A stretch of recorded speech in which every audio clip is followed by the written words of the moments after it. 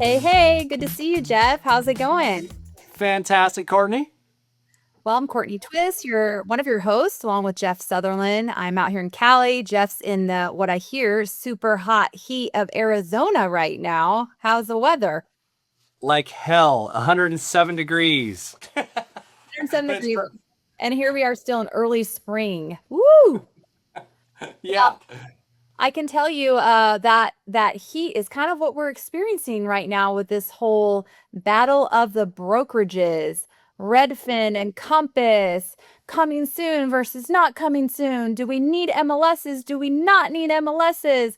EXP is going to put it out there to everyone, and it's a whole lot of noise going on. And we thought maybe it would be appropriate to dive into this today, right, Jeff? Yeah, absolutely. Two KG veterans that can give you our viewpoint of what's going on and whether it really actually matters or not to you, the average consumer. So I'm looking forward to unpacking this with you today, Courtney.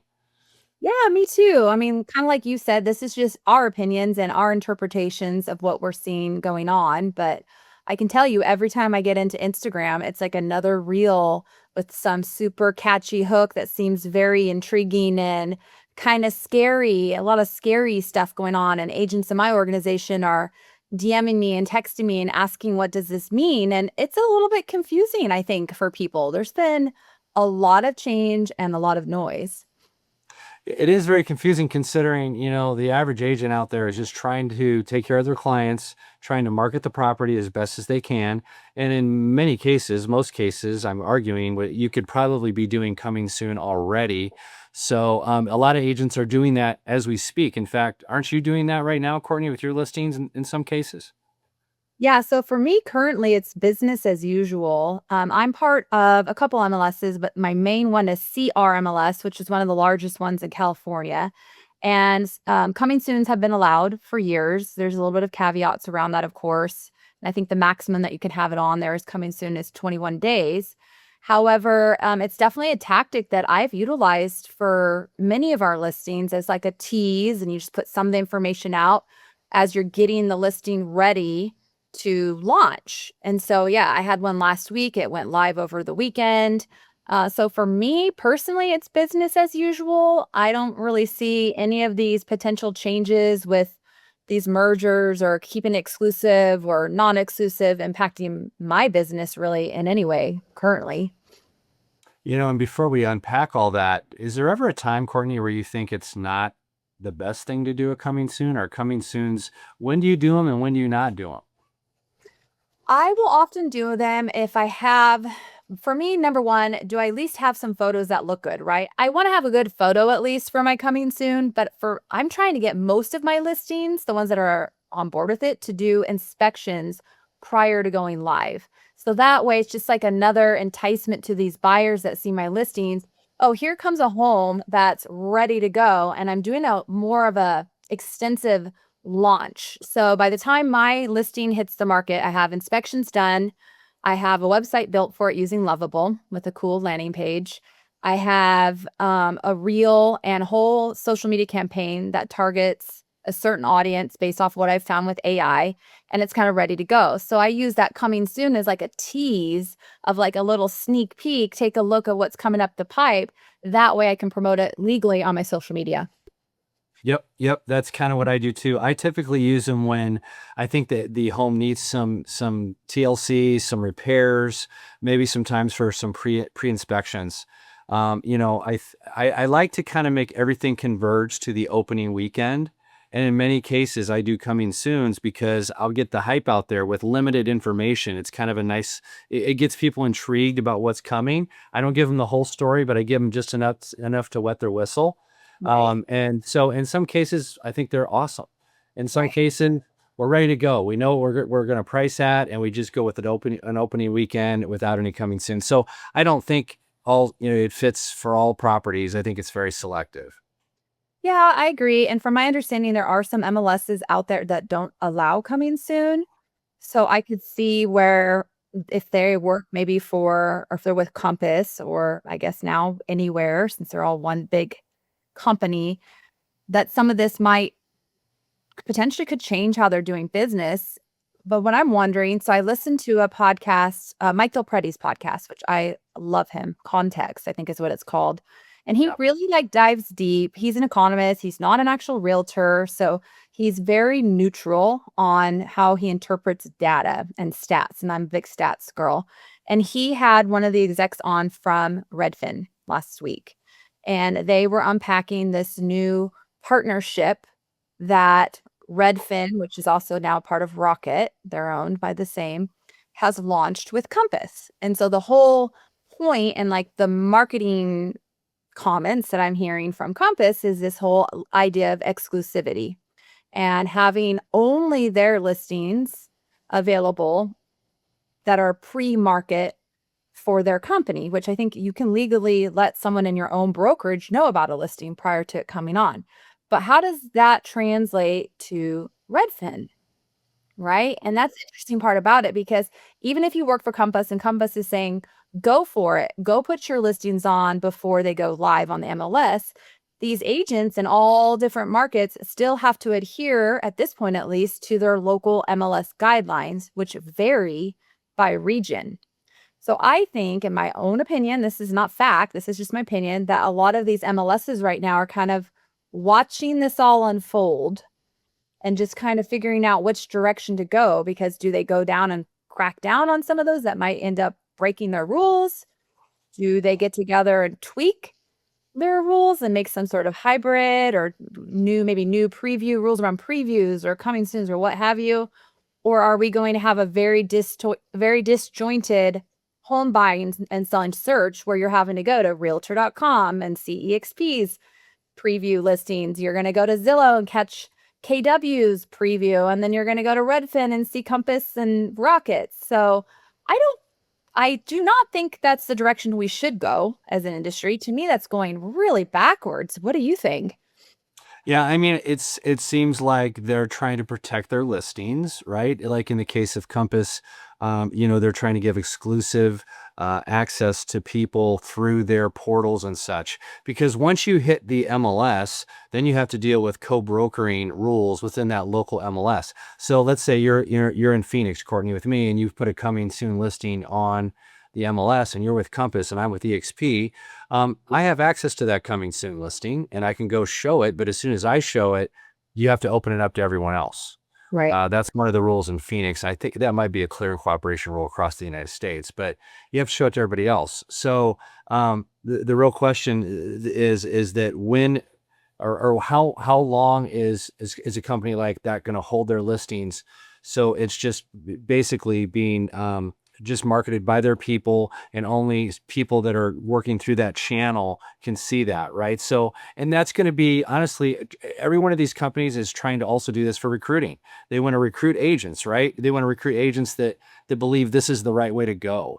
And I think the Compass and the KW strategy is a little bit different than the EXP strategy. Those first two companies are much more protective of their listings, and they have their reasons why. EXP has more of a non-exclusive openness to it all. So I think we just need to be able to understand why they're doing it, how that all works, and really how does it really impact the consumer at the end of the day. Well, clearly, with Compass having merged with Anywhere or buying out Anywhere this last year, they have a much higher agent count than they did prior. And the EXP, and I don't know what that agent count currently is. I'm not sure if you know, but in the hundreds of thousands of agents, and we're sitting at just under 90,000 at EXP. So that's a lot of agents that, you know, would potentially be just their eyeballs on a company listing, at least in the beginning. However, there's millions of realtors out there. There's millions of home buyers out there. And historically speaking, most properties that are marketed pre-listing, whether it's coming soon or to, I mean, yes, there are some pocket listings that people have done over the years that you're not supposed to do, but they do. But the majority still hit the market. And I think that will still happen with Compass or Redfin or whatever you want to call it. I think that the majority of those listings will still hit the open market. And I do think that listings hitting the open market is typically, when you're looking at a broad, big view, a better option for our clients. And, you know, I don't know. There's a lot of talk about let it be the seller's choice. It's the seller's choice. Well, how many listing appointments have you gone to in your 30 plus year career where your seller has said they do not want to put it on an MLS or the market? Like zero? I know I've had in 23 years in the biz, maybe one or two, maybe. Yeah. Yeah. And that's very rare. Now, but I think for Compass, perhaps with some of the higher end luxury, I could see that potentially happening if you have someone that's a public figure that doesn't want maybe disclosed or something. I don't know. Yeah. But the majority, I feel like sellers, the reason they come to you and want you as a realtor is for guidance on this. So if Yeah. if you're saying it's a seller's choice, the seller knows best what to do to market their property, well, why the hell are you there? What are you doing? Exactly. Yeah. What are you doing? Yeah. Now, correct me if I'm wrong. Let's just walk through this. A Compass agent has a listing and they are going to go into coming soon status. And because of their agreement with Redfin, that means that that coming soon would be on the Redfin portal, correct? From my understanding, yes. That's my understanding. So the agent, or I'm sorry, the consumer can go see that Compass coming soon on Redfin only if they go to Redfin, right? But if they go over to Zillow or somewhere else, they wouldn't see it on those portals. Am I correct? That's what I believe. And then Redfin went so far as to brand in black. You'll see like a black box, I guess, with their coming soon pre listing. I don't even know that they're coming it. I don't even think they're calling it coming soons. I forget the term they're calling it, off market or something on Redfin's site for those listings. Yeah. So it seems to me Compass and that their strategy would be to keep those listings undercover until they go to the market. And like you said, most of them will, but they're also probably hoping for unrepresented buyers. Mhm. They're hoping for unrepresented buyers to come in so the listing agent can handle both sides and get paid. The brokerage would get paid more commission. So Mhm. that's part of the reason why these brokers do this. Mhm. So you have the Redfin exclusive relationship with Compass, right? So they're showing the coming soons. Then you have Zillow with Keller Williams. So they're showing Keller Williams, which means that us as EXP agents, our coming soons would not be on Zillow, like KW's would, right? I mean, I'm sure it's a matter of money. Like this whole new preview feature, I have not dove into exactly what that is going to mean through Zillow, but Zillow has changed a lot of their platforms over the years with Flex and Premier Agent and all the stuff. And to me, this is just another money grab. No. It's a money grab. It's all about marketing, says I, with a marketing degree and a passion for marketing. This is all messaging and marketing, whether it's for um, how you're promoting it to your clients, or like you said, how you're promoting it to agents for recruiting purposes. I think a lot of this is related to the story that everyone wants to tell. Yeah, so this goes for EXP, right? We all have these marketing, recruiting value propositions, right? We have agents sitting in front of us and we're going to be like, "Hey, at EXP, we've got realtor.com, we've got homes.com, and what's the other? Comehome.com from is that the one from Google? I think it's yeah, there's a third one from Google, which is pretty cool. But the difference being is ours is non-exclusive, right? Now that's different. So you got EXP that took a totally different viewpoint on this than Compass and Keller Williams. So we have these non-exclusive relationships with these portals, the way I see it as an EXP agent, our CEO is inviting the MLSs to uh, open up their minds a bit. So these are not exclusives with MLSs, but anybody should be able to access these different portals. At least that's what I'm trying to understand, right? The differences. Yeah, it will be interesting because historically it's been like the MLS has basically been the first point of entry or portal, for lack of a better word. And then from there, it would syndicate to all these other sites. Well, now it's almost like we're looking at it backwards. Like, which ones will want to put it on the MLS? I don't know. I don't think it's going to be like the death of the MLS, like I've been hearing from so many people, but I do think it will bring about more, yet again, more change in our industry, and probably some different, like clear cooperation might change a little bit. I think it was interesting, and forgive me for not remembering his name on the podcast from Redfin, but he was equating clear cooperation as a car that is restricted to driving 25 miles per hour, because you know that if you make a car where it can only go 25 miles per hour, it will for sure be safe.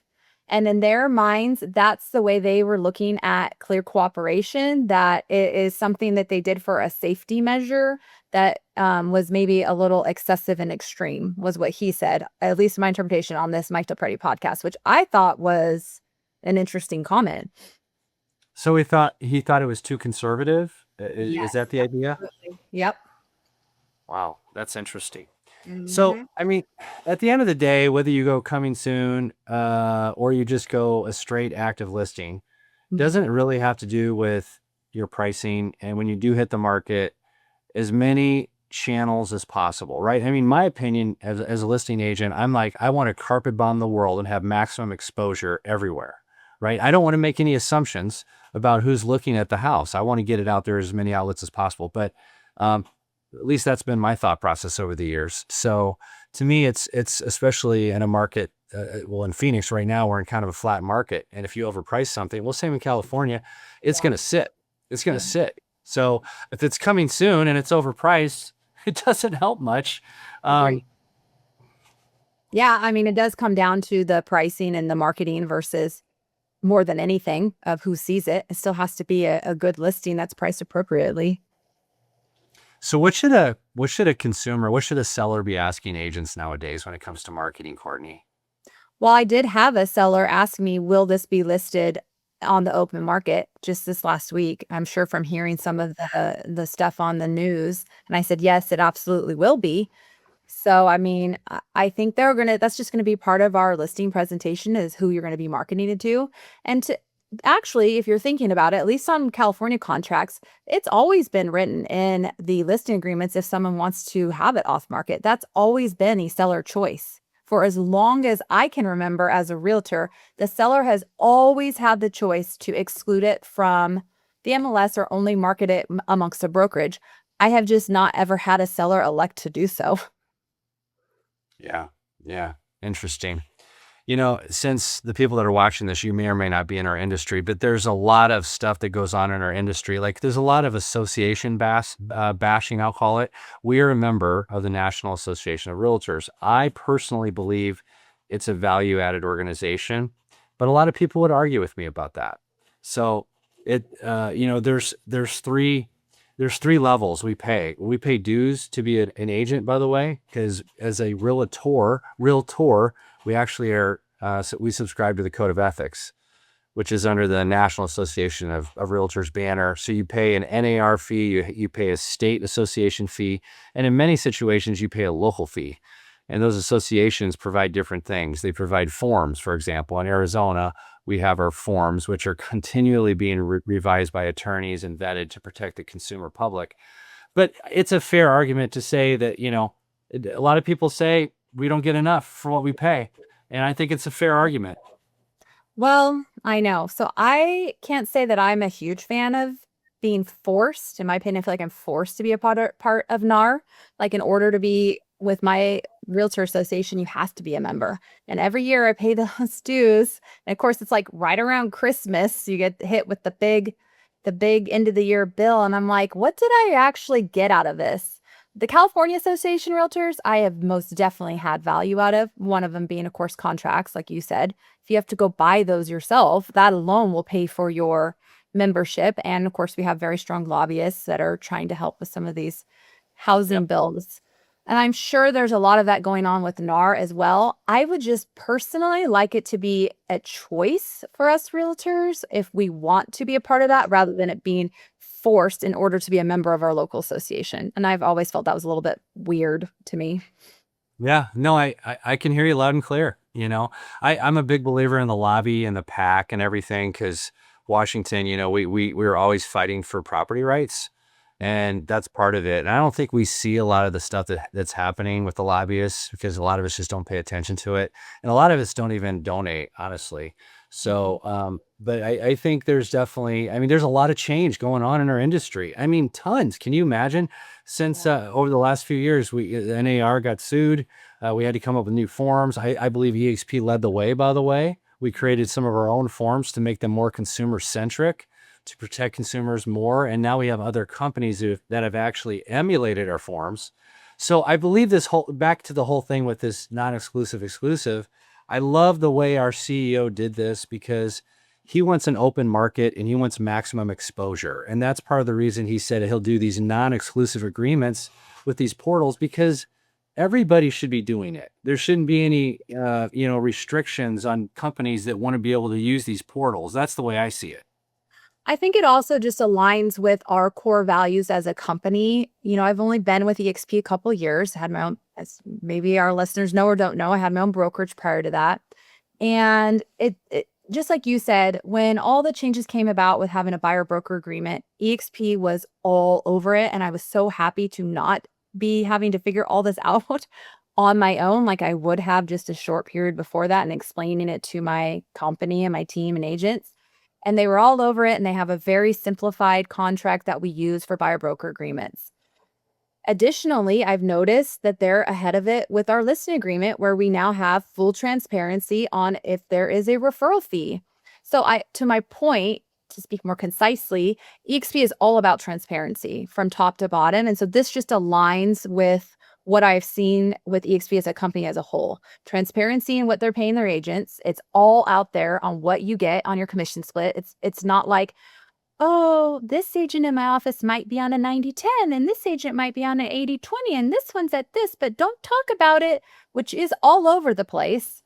EXP's is transparent from the get-go. Commissions, contracts, and they try to stay ahead of it from what's coming up the pipe with the DOJ, which I think is going to be a contract change on referrals being transparent for everyone else. And we've already got it. So to me, Leo's Prehaz's decision to align and to promote this free market just goes hand in hand with everything I've seen on all of the decision making. Yeah, yeah. And all these companies are good companies, right? Sure. I align with this brand because of everything you just said and all the multiple income stream capabilities here. I really think at the end of the day, if you want to do this business, I always believe that you don't really become a great listing agent until you do at least 50 appointments. It's going to take some time to become a great listing agent, but you better have your ducks in a row. Like, when I do a listing presentation, I literally show our List Hub software. List Hub is what syndicates the MLS out to tons of websites, right? Mhm. We get tons of syndication. And the common consumer does not really understand how all that technology works. I actually explain it. I Mhm. explain, when it goes into the MLS, these are all the places it's going, right? So if you're good at marketing the property, good at pricing the property, good with the contract, all these things, you have to be good at a lot of things to be a great agent anymore. So look for that if you're a consumer. Ask, like Courtney was asked the other day. I find that very fascinating that somebody asked you that right away, since this all happened. Where's it being marketed? And if you're a good listing agent, you should be able to describe that, including like boosting posts on social media. There's so many strategies we use to get your listing out there. Right.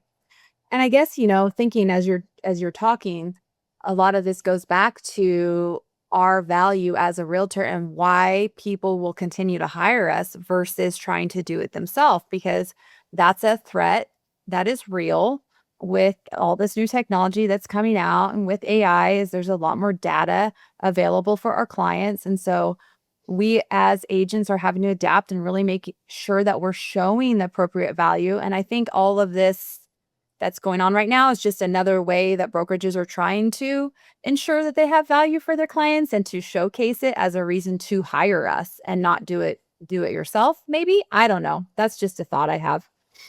Yeah, I mean, Courtney is one of my mentors when it comes to technology and AI, and actually, she's been proud of me lately. I have been completely immersing myself in AI, and I don't believe AI is going to replace an agent, but I also believe that if you don't have your act together with AI, you're going to lose out to many agents. And so I don't want to be that guy. And Courtney certainly is not that gal. So it's like in fact, Courtney teaches people how to use AI. She coaches people, other agents, on how to use AI appropriately. So, yeah, I mean, everything's changing. And if you don't change, you get left behind in this Mm. business. Well, no, it's already happening. Some are, right? I mean, we're losing agents, and I think we will continue to do so. And I'm not trying to say that in a negative fashion, but most people don't like change, not just agents, people in general. are very change adverse. And for me, I try to look at it as change equals opportunity.